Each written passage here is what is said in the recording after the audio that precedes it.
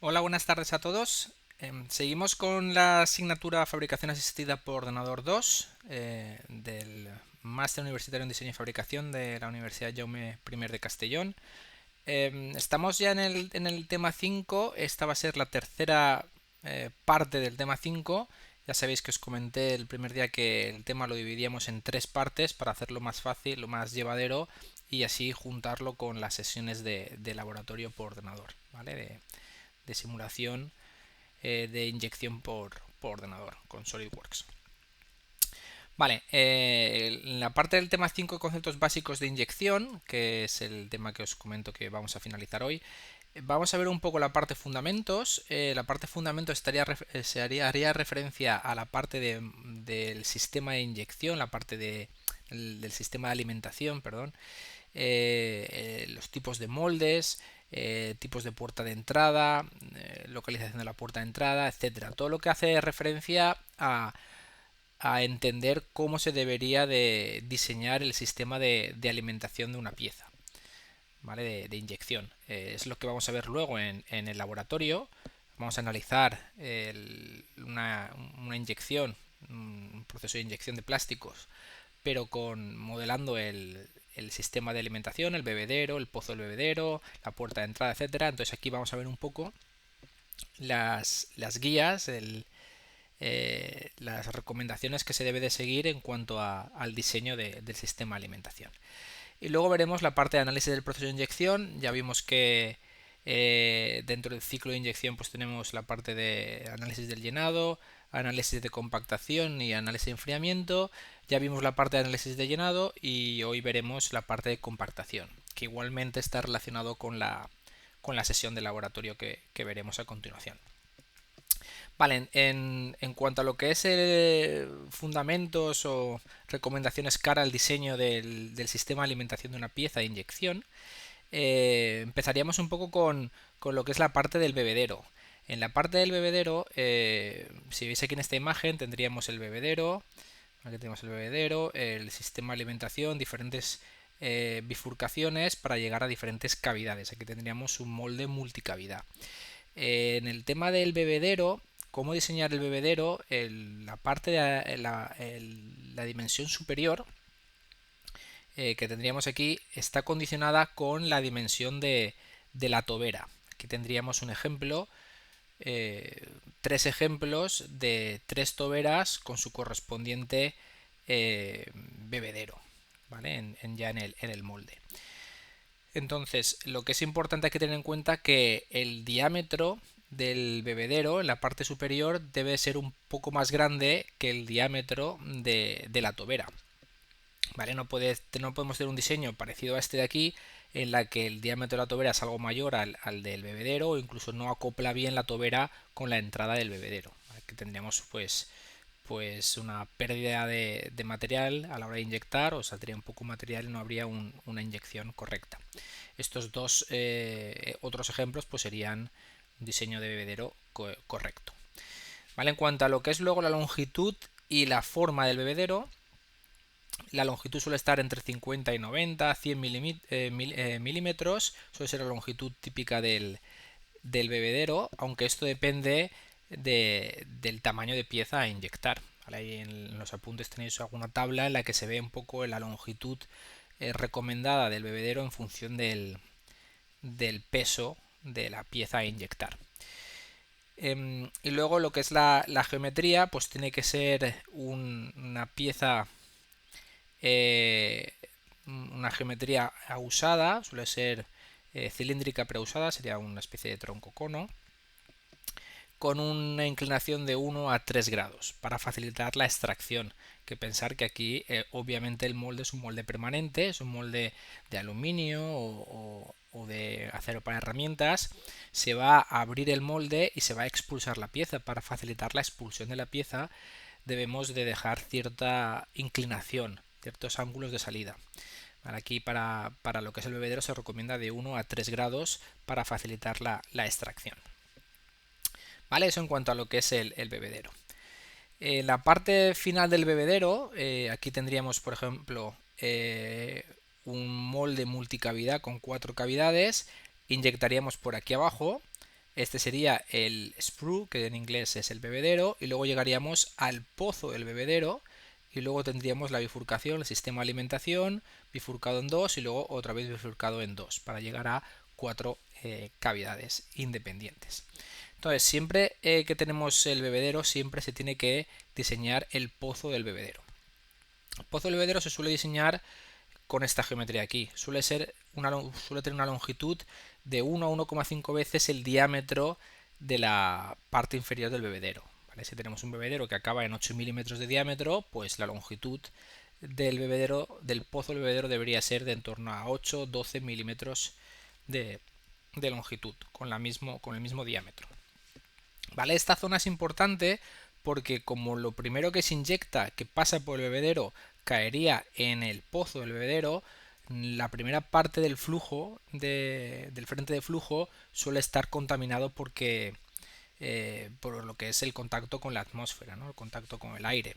Entonces es interesante que esa primera parte del frente de flujo no entre en la cavidad, que se quede como parte del sistema de alimentación retenido. Por eso se emplea el pozo del bebedero.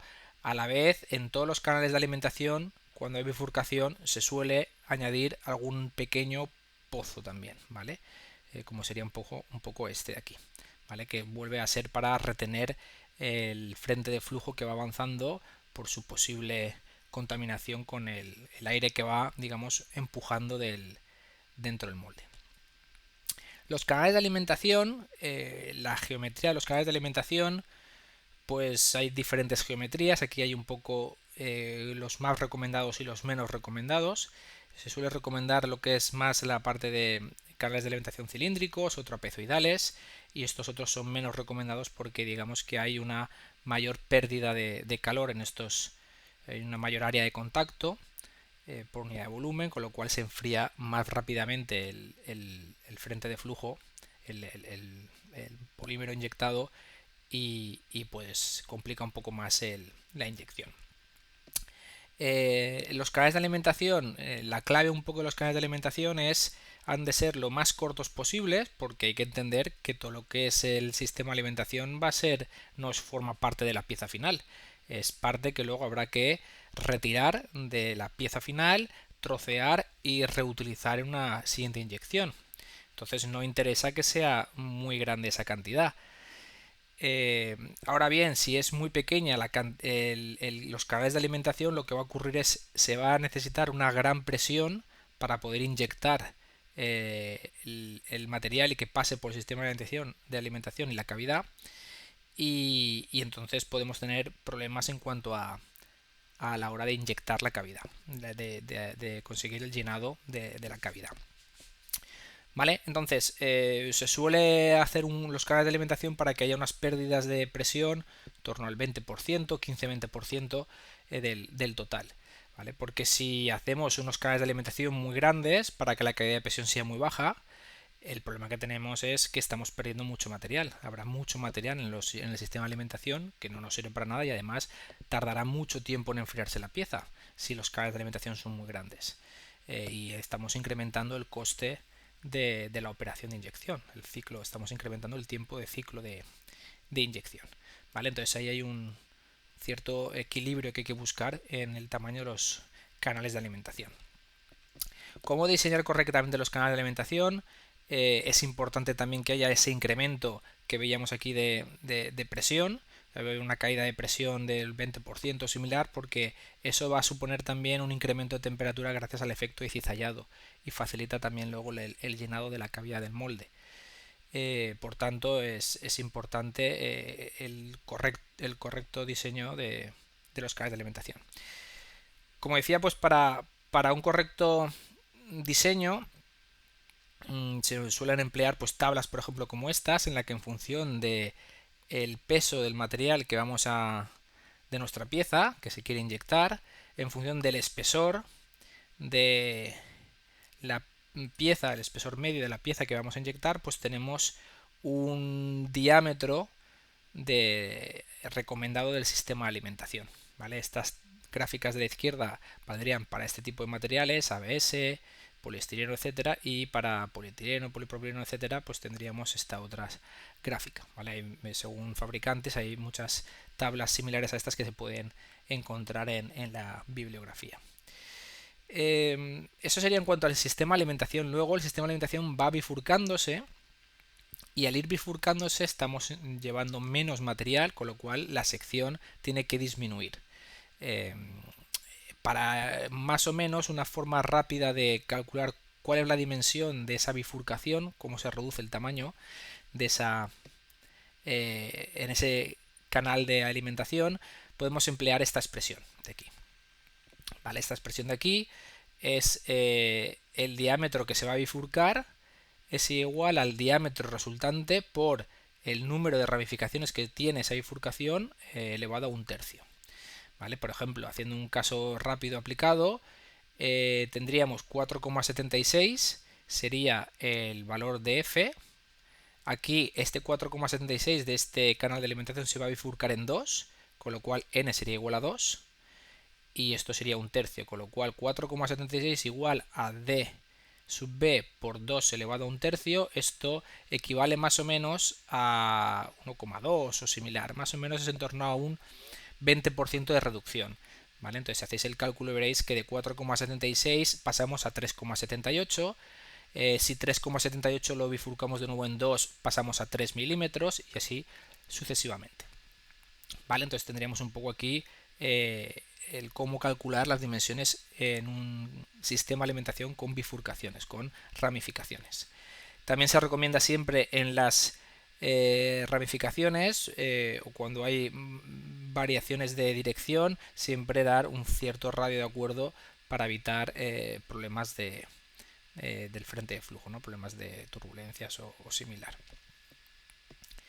En cuanto a puertas de entrada, hay muchas diferentes geometrías que se recomiendan a la hora de diseñar las puertas de entrada en inyección, pero aquí tenemos un poco las tres más, digamos, más comunes. Esta sería la puerta de entrada estándar, en la que esta parte de aquí sería el bebedero, con el pozo del bebedero, luego tendríamos el sistema de alimentación o el canal de alimentación y luego la parte justo que nos da entrada a la cavidad se le llama puerta de entrada, ¿vale? Que tiene una geometría algo más pequeña que el canal de alimentación para que así sea fácilmente digamos, separar el canal de alimentación de la pieza. Esta sería la estándar, vemos aquí el plano de partición, con lo cual el sistema de alimentación, canal de alimentación y la puerta se hace de manera que esté justo sobre el plano de partición y así sea más fácil de fabricar ese molde. En el segundo caso sería una puerta de entrada superpuesta, en la que tenemos que la puerta de entrada pues acaba estando por arriba del plano de partición, ¿vale? Y luego tenemos un tercer caso en la que estaríamos hablando de una puerta de entrada que se llamaría de tipo abanico, en la que la puerta de entrada pues se abre para evitar el defecto jetting que vimos en la última sesión, ¿vale? Así digamos que el frente de flujo se abre y es más difícil que haya una entrada chorro que pueda dar un problema estético en la pieza, ¿vale? Se le llama pues de abanico. Características que tiene que tener la puerta de entrada, y esto es lo que utilizaremos para la sesión de laboratorio siguiente. En general, la longitud de la puerta de entrada es apenas de 0,5 1 milímetro, que es para que sea fácilmente separable. El ancho es también ligeramente menor al canal de alimentación, ¿vale? Entonces este ancho, que es la W que veis aquí, es algo más pequeña que el canal de alimentación. Y luego el alto, el thickness que vemos aquí, el alto suele ser de entre el 50 y el 80% del espesor de la pieza, ¿vale? En general, la puerta de entrada tiene un espesor más pequeño que la pieza promedio, ¿vale? Y por último, la sección. Esta sección de la puerta de entrada suele ser de 1/4 a 1/2 de la sección del canal de alimentación, ¿vale? De la que viene antes de la puerta de entrada. ¿Vale? Con esas características pues podemos calcular matemáticamente un valor de altura y de anchura de la puerta de entrada. ¿vale? Que es lo que veremos en la sesión.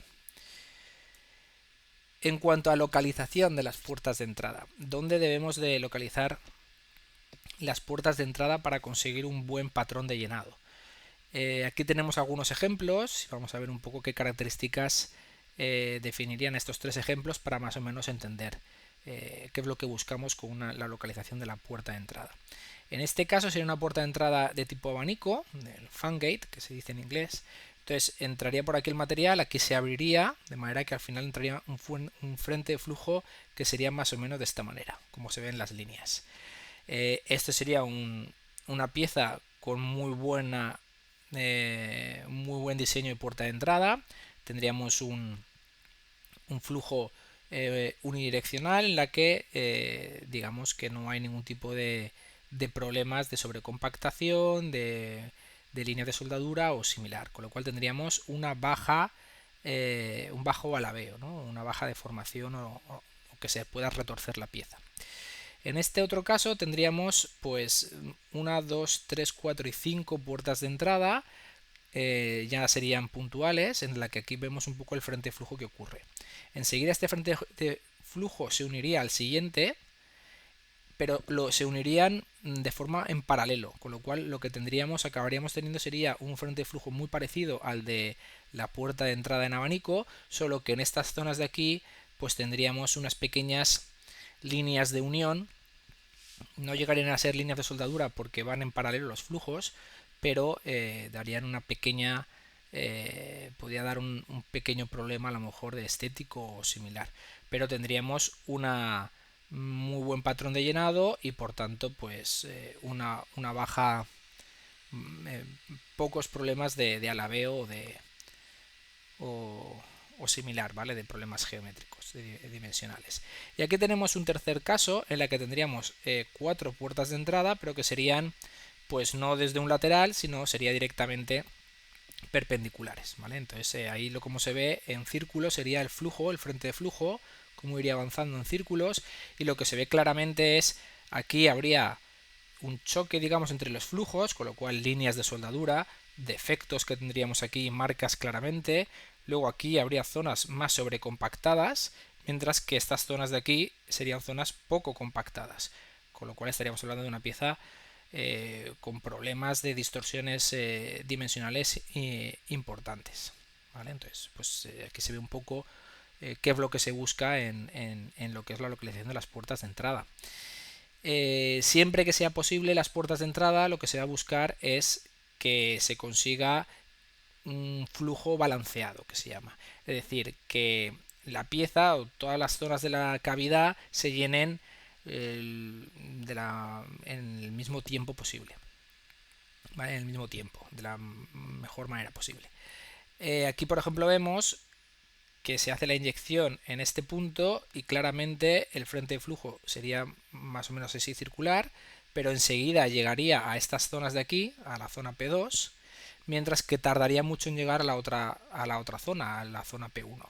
Entonces sería un problema porque aquí tendríamos sobrecompactación en la zona transversal de la pieza y en los extremos de la pieza tendríamos una baja compactación. Lo que supone son problemas de alabeo.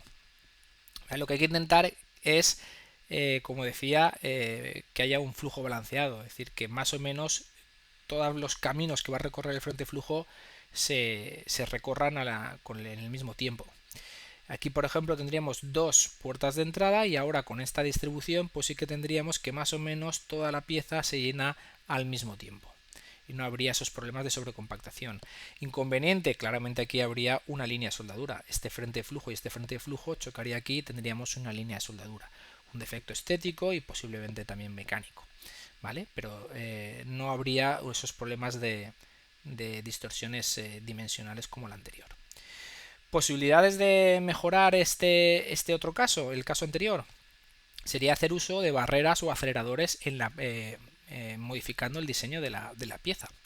¿Vale? Se ve muy bien en este ejemplo que estábamos viendo. Está claro que si la pieza es de espesor constante, estas zonas de aquí van a tardar menos tiempo en llenarse que las zonas de los extremos, con lo cual habrá diferencias en compactación. Pero si modificamos el espesor de la pieza, podemos jugar con lo que se llaman en inglés flow leader and flow deflector. Zonas que consigamos acelerar el flujo y zonas en las que consigamos ralentizar el flujo. Por ejemplo, en estas zonas de aquí que se llenarían rápidamente, lo que nos interesa es que haya una zona que sea más lenta, que se llene de forma más lenta esta zona de aquí, con lo cual puede ser que un espesor más reducido pues sea una buena opción, o bien directamente no tocar ningún espesor en esta zona, pero sí tocarlo en las diagonales, que es lo que se hace en este ejemplo. En estas diagonales lo que se ha hecho es incrementar el espesor. Al incrementar el espesor, digamos que el frente de flujo tiende a ir por esta zona antes que por las zonas donde el espesor es más bajo. Con lo cual estamos acelerando que se llene la pieza por esta zona antes que por esta otra. Estamos forzando a más o menos que la pieza se llene al mismo tiempo gracias a estos cambios de espesores en la pieza. ¿Vale? Pero ya esto supone un cambio en el diseño de la pieza.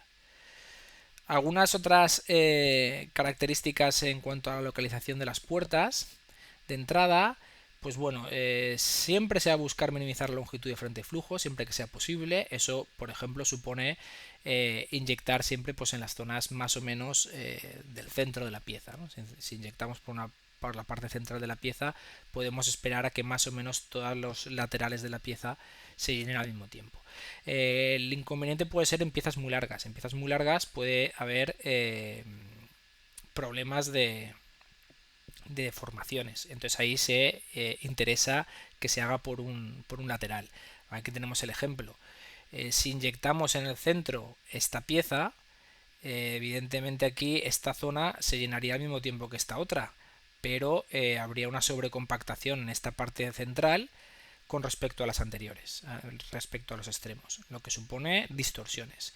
Piezas largas pues se inyecta por un lateral de manera que se va a tener un frente de flujo homogéneo y se minimiza un poco los errores o los defectos geométricos. En piezas que son redondas, pues en la puerta de entrada en el centro sería un poco la solución adecuada. Si hacemos una inyección por un lateral en una pieza que sea redonda, lo que va a pasar es zonas que se van a compactar más serán la parte del centro, zonas que se van a compactar menos serán las partes que están más alejadas de este extremo del punto de inyección. Con lo cual, problemas otra vez de distorsiones geométricas. También a veces no es una buena opción el seleccionar una puerta de entrada en el centro cuando tenemos claramente problemas de líneas de soldadura o similar. Se ve muy bien en este ejemplo de aquí, el primero de esta zona. Si inyectamos con un punto central, que sería el punto que a lo mejor SolidWorks o cualquier otro simulador nos diría que es el recomendado, la simulación veríamos que obviamente aquí el flujo llegaría a estas ranuras y entraría, y al final tendríamos líneas de soldadura claramente aquí en esta zona y en esta zona de aquí. Esas líneas de soldadura pues podrían suponer pues fragilidad en esa zona, en esa zona de la pieza, o también pues problemas estéticos. En cambio, por ejemplo, si tenemos la misma pieza pero con un rediseño de estas rejillas, pues ya sería una mucha mejor opción, porque las líneas de soldadura serían más líneas de unión, porque no estaría el flujo más en paralelo y no serían tan críticas como en el primer caso. Y ya si hacemos un cambio y proponemos una inyección de esta otra manera con dos puertas de entrada, pues no habría prácticamente ningún problema. Aquí se haría la inyección con alguna parte de líneas de unión al final y una pequeña parte de líneas de unión también aquí en esta zona, pero donde el frente de flujo avanzaría de manera paralela, con lo cual no es tan grave como en el primer diseño, ¿vale? Así que si hubiera que mantener el diseño se podría optar con la opción de inyectar de esta manera. ¿Vale? Otras características de las puertas de entrada: hay que intentar siempre colocar las entradas en las zonas más gruesas y lejos de las zonas delgadas. Esto es justo para evitar los problemas de dubitación que hemos visto en el tema anterior. Si la puerta de entrada hay cerca una zona gruesa y una zona delgada, el material tenderá a fluir por la zona gruesa porque hay una menor pérdida de presión por ahí, y la zona delgada se quedará para el final. es ese efecto de dubitación. Puede haber una solidificación prematura y que no podamos luego llenar la zona delgada que estaba cerca de la puerta de entrada. Entonces, siempre lejos de las zonas delgadas las puertas de entrada. Evitar las entradas en zonas críticas mecánicamente o por estética. Sabemos que muchas veces las piezas de inyección, luego tras el proceso de inyección, si las observamos, podemos llegar a ver dónde estaba el punto de inyección, que se ve una ligera marca del punto de inyección. Entonces hay que intentar evitar que las puertas de entrada estén en zonas que se van a ver, con lo cual estéticamente va a dar muy mal efecto, o bien en zonas que puedan ser mecánicamente críticas y que no nos interese que haya ese pequeño defecto por ser la propia entrada del frente de flujo. En cuanto a las entradas, como norma general se tiene que intentar que el número de entradas que se empleen sean las mínimas posibles. Cuanto menor sea el número de entradas, menos problemas de líneas de soldadura vamos a tener. En el caso ideal de una única puerta de entrada, si no hay bifurcaciones del frente de flujo por agujeros, ranuras o similar, no van a aparecer líneas de soldadura. Es verdad que con una única puerta de entrada vamos a tener problemas a lo mejor de llenado incompleto, porque la presión que tengamos que hacer para llenar toda la cavidad con una única puerta de entrada puede ser bastante elevada. Entonces, cuando hay problemas en cuanto a la presión de inyección, que vemos que no nos da la máquina para inyectar con una puerta de entrada, una opción en la que se recurre muy a menudo es añadir una nueva puerta de inyección. Al añadir otra puerta de inyección, la presión de inyección total para rellenar la cavidad baja.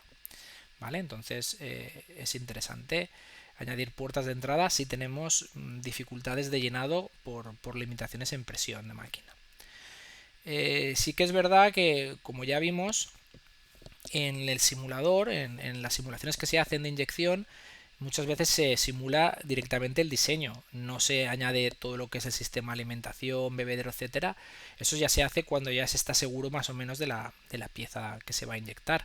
Entonces, si hacemos un análisis de la presión de inyección sin incluir todo lo que es el sistema de alimentación, tenemos que tener en cuenta que la presión máxima de inyección, cuando solo analizamos la pieza, la cavidad, debería de ser en torno a la mitad de la presión máxima de máquina. Si tenemos una máquina que nos permite inyectar a 100 megapascales, si nosotros en la simulación nos da 80 megapascales, no podemos decir bien, estamos por debajo de 100 megapascales.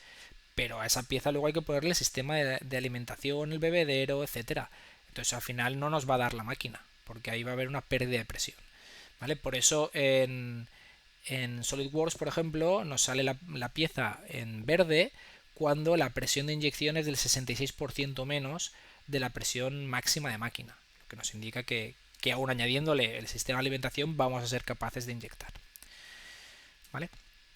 En cuanto a otras características del sistema de alimentación barra moldes, tendríamos un poco lo que son los problemas de aireación. En la simulación lo que vamos a ver es el aire atrapado. Vamos a ver cuáles son las últimas zonas que se van a llenar de la cavidad y por tanto las últimas zonas en las que se está empujando el aire que había en la cavidad, y ese aire hay que darle salida. Si el molde fuera totalmente hermético, al final lo que ocurriría es que ese aire atrapado quedaría presionado por el frente de flujo a una alta presión, que al final lo que nos produciría es un quemado, que se quedaría quemada parte del plástico por la elevada presión que habría y la alta temperatura.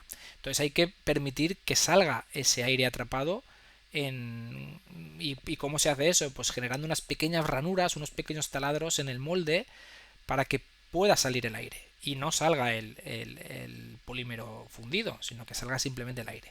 Por eso es muy importante la simulación ver dónde son las zonas que se va a generar ese aire atrapado, dónde son las zonas que hay que crear una aireación en el molde, y luego en el molde habría que hacer unas pequeñas ranuras, unos pequeños taladros. Las dimensiones de esas ranuras o taladros, sus recomendadas son, fijaos, de centésimas de milímetro. 0,025, 0,035 sería, en cuanto a taladros, por ejemplo, las aireaciones que se recomendarían en un molde estándar, ¿vale? Aunque depende un poco del material, etcétera. En cuanto a refrigeración, no vamos a ver nada de refrigeración en esta parte de la asignatura, simplemente que es muy importante para conseguir que el enfriamiento sea lo más uniforme posible y evitar pues distorsiones dimensionales en la pieza, esos alabeos que tanto preocupan luego una vez que se ha eyectado la pieza. ¿Vale? El simulador tiene una parte en la que se puede introducir la refrigeración y hacer un análisis con la refrigeración, pero eso ya no lo vamos a ver en la asignatura. El sistema de alimentación también puede tener importancia en cuanto a que es necesario conseguir que todas las cavidades en el molde se llenen a la vez, ¿vale? Entonces, si nos fijamos en este ejemplo de aquí, tenemos un molde con 8 cavidades, sería un molde multicavidad. Y estamos haciendo la inyección, el bebedero estaría aquí, justo en el centro. Entonces, si el sistema de alimentación tiene todo las mismas dimensiones, todas los canales de alimentación y bifurcaciones tienen las mismas dimensiones, nosotros inyectaríamos por aquí por el centro y primero se llenaría estas cavidades de aquí y luego por último se llenarían estas cavidades. Esto es un poco lo mismo que el razonamiento que hemos hecho en una cavidad específica. Aquí tendríamos sobrecompactación en estas piezas de aquí comparado con las piezas que se generan en los extremos. Entonces eso no se puede permitir en un buen diseño de un molde. Entonces tenemos que conseguir que el molde, el sistema de alimentación sea equilibrado o compensado, ¿vale? Que se llama. Entonces, para conseguir que todas las cavidades se llenen al mismo tiempo, hay dos opciones. Una es emplear sistemas con flujos equilibrados, sistemas de alimentación equilibrados. Como vemos aquí, por ejemplo, la idea es que el camino que recorra el frente de flujo en cada cavidad sea exactamente el mismo. Si es exactamente el mismo, el tiempo de llenado de la cavidad tiene que ser el mismo, ¿vale? Y ahí no habría problemas de sobrecompactación, ¿vale? Inyectaríamos aquí en la parte central y el frente de flujo vendría aquí, bifurcarían dos, bifurcarían dos, bifurcarían dos. Entonces el tiempo de llenar esta cavidad es el mismo que el llenar esta, esta o esta, porque se va dividiendo siempre en dos. La ramificación siempre es de dos en dos. Inconveniente aquí sería que el sistema de alimentación acaba siendo bastante largo y eso al final es pérdida de material y pérdida en cuanto a productividad. El tiempo de ciclo de inyección es más largo y además está preparado únicamente para que sean múltiplos, ¿no? Múltiplos, que siempre va a ser 2 elevado a 1, 2 elevado a 2, 2 elevado a 3, porque vamos dividiendo cada rama en dos.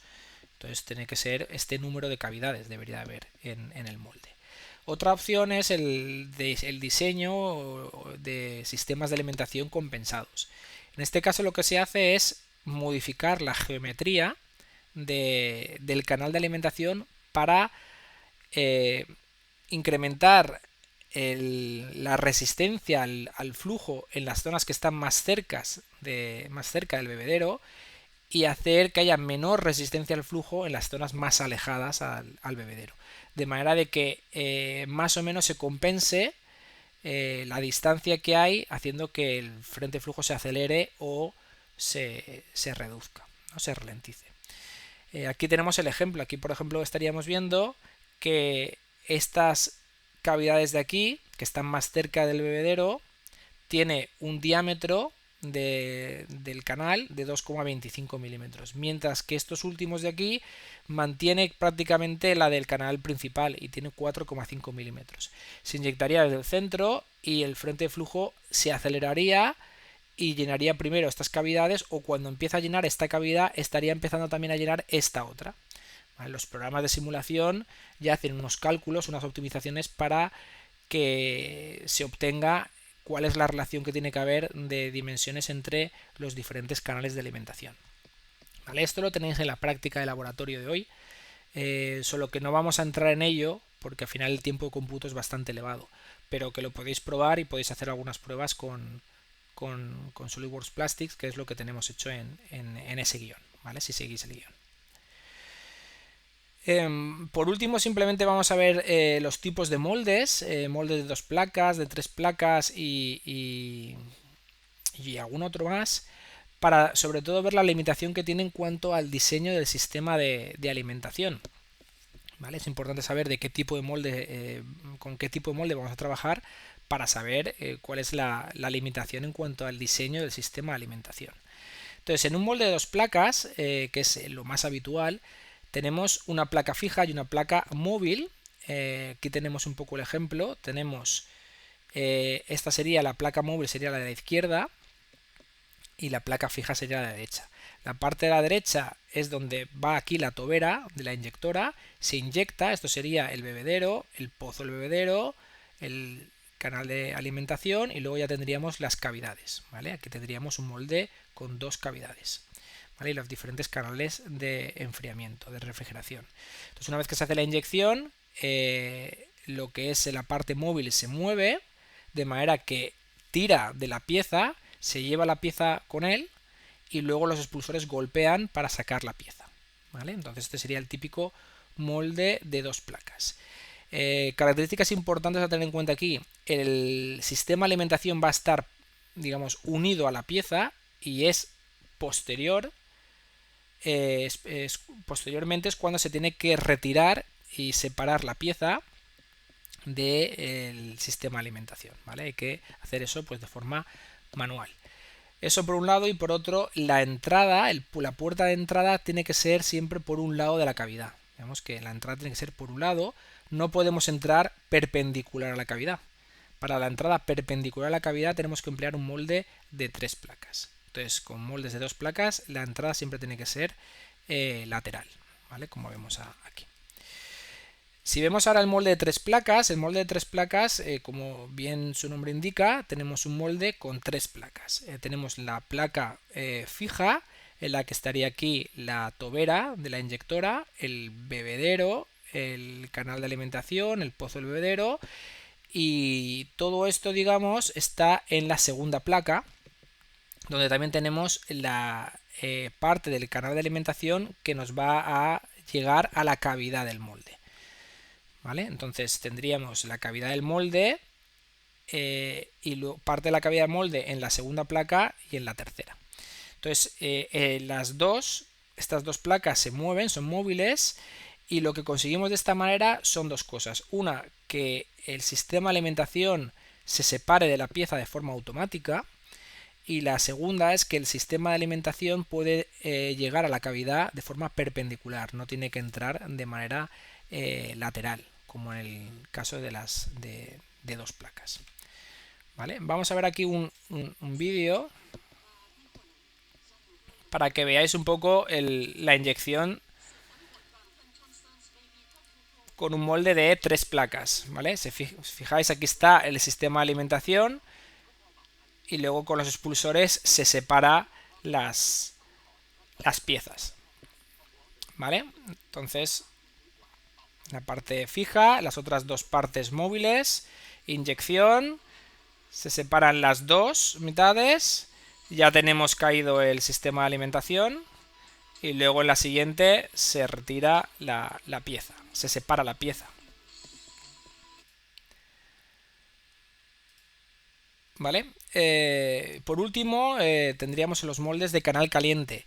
Aquí simplemente lo que tendríamos es que todo lo que sería como un molde de 3 placas parecido, todo lo que es el sistema de alimentación estaría siempre a alta temperatura, de manera de que no estamos perdiendo, en cada inyección no estamos enfriando el sistema, todo lo que es el canal de alimentación y retirándolo, como estábamos haciendo en este caso de aquí. En este caso vemos cómo tenemos el sistema de alimentación que en cada ciclo se está inyectando, está enfriando y lo estamos expulsando. En un molde de canal caliente lo que hacemos es todo lo que es el canal de alimentación, bebedero y hasta llegar a la cavidad del molde, esto se mantiene a alta temperatura, el polímero está fundido y lo reutilizamos, digamos, de inyección a inyección. Lo único que hacemos es inyectar y separar las piezas de la cavidad. ¿Vale? Entonces conseguimos mucha mayor productividad, no estamos perdiendo, evitamos el tener que estar reciclando el sistema de alimentación, troceando y volverlo a inyectar. se inyecta de forma mucho más rápida porque no hay que esperar el enfriamiento del sistema de alimentación, pero es mucho más costoso, es un sistema más costoso con problemas más de mantenimiento, etcétera, ¿vale? Entonces no siempre es la mejor opción. Con esto acabaríamos un poco la parte sobre todo relacionada con sistemas del sistema de inyección, ¿vale? El sistema de alimentación. Y pasamos al análisis del proceso de inyección, que básicamente aquí ya hemos visto la parte de llenado y lo que queremos centrarnos es en la parte de compactación y enfriamiento, sobre todo en la parte de compactación, que es lo que vamos a ver en la sesión de laboratorio. ¿Vale? Recordando un poco la típica curva que tenemos la parte de llenado. Una vez que se ha llenado el molde tenemos la zona de compactación, seguimos compactando para compensar las contracciones del material dentro de la cavidad, y ya una vez que se ha enfriado la puerta de entrada ya pasamos a la zona de enfriamiento, es decir, mantenemos el molde cerrado hasta que la temperatura del 90% de la pieza esté por debajo de la temperatura de eyección. En ese momento abrimos el molde y con los expulsores golpeamos y sacamos la pieza. ¿Vale? La mayor parte del tiempo en un ciclo de inyección es la parte de enfriamiento más compactación, sobre todo la parte de enfriamiento. Vale, destacar o recordar la etapa de llenado. Estamos hablando de una etapa con control de velocidad. Hacemos un perfil de inyección porque queremos inyectar con un determinado perfil de velocidad, o bien a velocidad constante, a un flujo de llenado constante. Cuando cambiamos a la etapa de compactación, ya lo importante es la presión de compactación, no es la velocidad de llenado, porque ya hemos llenado prácticamente toda la cavidad. Entonces ahí lo importante es controlar la presión y mantener la presión el tiempo necesario para compensar esas contracciones del polímero dentro de la cavidad y así pues también evitar que haya problemas de distorsiones dimensionales. ¿Vale? Importante que la transición entre la fase de llenado y compactación sea suave. ¿Vale? Por eso muchas veces lo que hemos hecho en los ejercicios es cambiar de fase de llenado a fase de compactación al 95% del volumen de llenado, para evitar irnos al 100% y que haya algún pico de presión. ¿Vale? Suele ser una práctica habitual. En cuanto a la etapa de compactación, lo que es importante aquí tener en cuenta es hasta cuándo tenemos que estar compactando el material. ¿Vale? Vamos a ver si aquí entendemos un poco esto. Imaginemos que tenemos aquí una cavidad y por aquí tenemos la puerta de entrada. Esta es la puerta de entrada y llenamos esta cavidad. ¿Vale? Entonces la curva, tendríamos una curva así. La presión, esta sería la presión. Empezaríamos la presión a inyectar, llegaría un momento que ya pasaríamos a controlar a una presión constante y luego ya pues a lo mejor bajaríamos un poco la presión y luego ya acabamos. ¿Vale? Tendríamos un poco, esto sería llenado, esto sería compactación. Vale, entonces es importante saber cuánto tiempo tenemos que estar compactando, presionando y forzando al material a que siga entrando en la cavidad a una determinada presión. Entonces, ¿cómo calculamos esto? Con las simulaciones se puede hacer y se puede ver cuándo más o menos esta parte de aquí ha solidificado. Cuando esto, que es más estrechito que la parte de la cavidad, solidifica, es decir, la temperatura es baja, está por debajo de la temperatura de eyección, si aquí ya ha solidificado, ya no hace falta que siga compactando, porque esto ya me hace como una especie de válvula, una válvula sobre un tope. El material ya no puede salir. Entonces ahí es donde tengo que fijar el tiempo de compactación. Hasta ahí. En cuanto eso ya ha solidificado, ya dejo de compactar. El problema es que a veces en la simulación, a lo que ocurre en realidad, hay ciertas variaciones. Entonces, experimentalmente lo que se hace es lo que veis en esa figura. Experimentalmente lo que se hace es, bueno, pues yo no lo sé, yo no sé cuánto vale este tiempo de aquí, este tiempo de compactación. Entonces voy a hacer una serie de experimentos. Voy a probar a que este tiempo sea solo de 2 segundos. y voy a estar 2 segundos compactando. Y cuando acabe 2 segundos voy a coger la pieza que acabo de compactar y de enfriar, que la he expulsado de la inyectora, y la voy a pesar. Y voy a pesar cuánto vale. Y vale esto de aquí, 47,2 gramos. Vale, si vuelvo a hacer el mismo ciclo, pero ahora pongo 4 segundos de compactación y de repente veo que la pieza ahora pesa 47,8, ¿qué significa? Lo que significa es que en el caso anterior la pieza aún no había, este punto de aquí aún no había solidificado. Entonces cuando yo he introducido aquí el material y he dejado de compactar, he dejado de aplicar presión, parte de este material que estaba en la cavidad ha salido de la cavidad. Entonces como ha habido un reflujo y ha salido, la pieza al final pesa menos, por eso pesaba 47,2. A la hora de alargar el tiempo de compactación, pesa más, 47,8, pues porque ha tardado menos tiempo en solidificar. ¿Vale? Así sucesivamente. Entonces llega un momento en la que de repente, pues a 6 segundos, a 8 segundos y a 12 y a 10 segundos, ¿qué ocurre? Que prácticamente el peso de la pieza es constante. Eso significa que a partir de los 6 segundos en adelante, pues esta puerta de entrada ha solidificado y ya me da igual estar 10, 15, 20 segundos compactando porque aquí ya no está entrando material, ya no estoy presionando la cavidad porque esto ha solidificado. Entonces es una buena manera para saber hasta dónde debería de estar compactando. En este caso, por ejemplo, veo que a 6 segundos, pues podríamos poner algunos segundos de margen, pues a lo mejor 7, 8 segundos, pues este tiempo de aquí de compactación serían 8 segundos. Y el perfil de compactación debería de durar 8 segundos. ¿Vale? Esa sería un poco la idea. Eso a nivel experimental. A nivel de simulación, lo que se hace, como os decía, es ver la temperatura de la puerta de entrada con la simulación, ver que esa temperatura de la puerta de entrada a los 15 segundos, por ejemplo, va a estar por debajo de la temperatura de eyección, significa que ha solidificado y con lo cual eso será el tiempo de compactación. ¿Vale? Lo veréis en la sesión de laboratorio. ¿Vale? Por otro lado tenemos el perfil de compactación.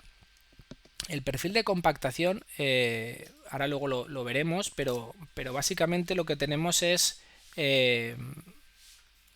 aquí tenéis puesto este perfil de compactación, pero realmente el perfil de compactación que vamos a ver en SolidWorks, que no es lo que nos pone por defecto, es este de aquí.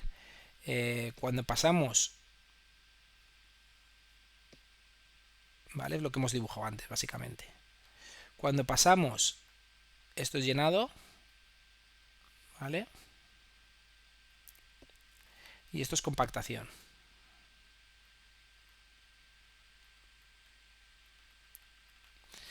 ¿Vale? Entonces, esto sería el 80% de la presión máxima y esto sería el 40% de la presión máxima.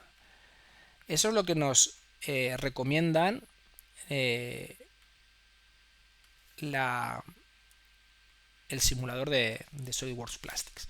¿Vale? Que el perfil de compactación no sea realmente esto que estamos viendo aquí, sino que sea una compactación pues más o menos así, y ya está. Aquí hemos acabado porque ya ha solidificado la puerta de entrada y esto es un tiempo que hay que esperar hasta que el 90% de la pieza tenga una temperatura por debajo de la temperatura de eyección. ¿Vale? Entonces, muy importante el perfil de inyección, como vimos, el perfil de inyección que vimos en llenado, y aquí es muy importante el perfil de compactación. El perfil de compactación es importante porque lo que nos puede hacer es que haya variaciones de compactación en la pieza tras el llenado y ya durante la fase de compactación, y ya sabéis que siempre que haya variaciones de compactación en la pieza, eso supone alabeos, supone distorsiones geométricas, dimensionales. Entonces hay que intentar que la pieza quede compactada lo más uniforme posible. El por qué se suele hacer un perfil de compactación que suele ser al principio bastante presión de compactación, el 80% similar, y luego bien va cayendo poco a poco, ¿vale? En rampa, o bien cae en un escalón a un 40%. El por qué se suele hacer así es porque a medida que el material se va haciendo más viscoso, más frío, se disminuye la presión para producir una contracción volumétrica similar en toda la pieza. Entonces, a medida que está más viscoso, no hace falta aplicar tanta presión. Es una manera de compensar un poco durante el enfriamiento la presión, ¿vale? La compactación, ¿vale? Aquí tenéis dos ejemplos. Sería un perfil de compactación constante al 80% de la presión de inyección. Esta sería lo que no se recomienda, porque lo que se recomienda es que a mitad del tiempo de compactación, pues que ya se vaya disminuyendo progresivamente la presión de compactación, o bien que haya aquí una especie de escalón al 40% para que efectivamente se intente homogeneizar la compactación de la pieza. Si se mantiene al 80% totalmente durante todo el tiempo de compactación, puede acabar habiendo variaciones de compactación entre las zonas más cercanas a la puerta de entrada y las zonas más alejadas a la puerta de entrada. Por último, el análisis de la etapa de enfriamiento, que sería lo que va después de la compactación. La puerta de entrada ha solidificado y ya lo único que hay que hacer es dejar de aplicar presión con la máquina, porque ya está solidificada la puerta de entrada, y ya solo hay que esperar a que pase un tiempo suficiente para que podamos expulsar la pieza sin problemas de distorsiones dimensionales. Vale, entonces el tiempo de enfriamiento suele ser un tiempo importante, es lo más importante del ciclo de inyección. Es muy importante la relación que tiene con el espesor. Esto es una regla importante a tener en cuenta. Si multiplicamos por 2 el espesor de una pieza, podemos esperar a que el tiempo de enfriamiento se va a multiplicar por 4. Entonces, incrementos de espesor en piezas suponen aumentos significativos de tiempos de enfriamiento. ¿Vale? Durante el enfriamiento de la cavidad se impiden las contracciones y deformaciones y se generan tensiones internas. Esto es importante. ¿Vale? Está la pieza dentro del molde, con lo cual se está contrayendo, pero muchas veces por la forma del molde, pensar que el molde es un molde metálico, no es un molde de arena o similar, es un molde metálico que no permite la contracción, o no permite la modificación dimensional de la pieza. Entonces, lo que eso supone que son tensiones internas, que cuando la pieza se extrae, se expulsa con la acción de los expulsores, lo que nos hace es o bien que se deforme ligeramente la pieza por causa de esas tensiones internas, o bien que esas tensiones internas queden dentro del material, que lo que puede suponer luego son menores propiedades mecánicas. ¿Vale? Puede que hayan piezas que fallen antes de lo esperado y que sea debido a las tensiones internas que se han generado durante el proceso de fabricación de esas piezas. ¿Vale? Que eso suele ser muy, muy habitual, y eso viene como consecuencia de un mal diseño de la pieza, o un mal diseño de todo lo que es el proceso de inyección. Vale, con esto acabaríamos el tema de inyección. Ahora podéis hacer la sesión de laboratorio, la última sesión de laboratorio de inyección de plásticos. Tenéis como el último día un pequeño ejercicio para hacer, que sería el último entregable de la asignatura. Y ya con esto, pues eso, finalizamos esta parte, y ya para las siguientes sesiones ya veremos si hacemos alguna actividad extra, o ya lo dejamos para que continuéis o que adelantéis el trabajo de CAM. ¿Vale? Lo dejamos aquí.